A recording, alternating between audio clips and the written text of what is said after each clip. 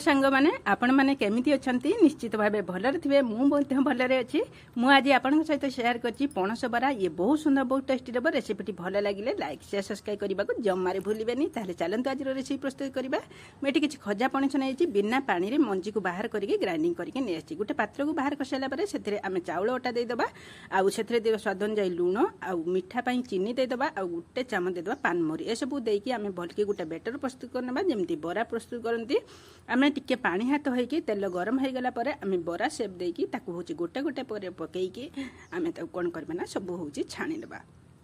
किछि समय एमती छाड़ी देबा छाड़ी देखंतु गोटे साइड कलर आसीगला पर मु ताकू लेउटे नैची एकदम पूरा बढ़िया कलर आसी एमती आम एपट सेपट कर लेउटे देबा आ छणा साहाय्य बाहर कर नबा देखंतु केते सुंदर बनिची ये देखंतु हाथ को एकदम पूरा नरम अछि मु आपन भांगी के देखाई देउची ये बहुत सुंदर बहुत टेस्टी रहिबो रहिली निश्चित भाबे एमती तैयारी करंतु बाय।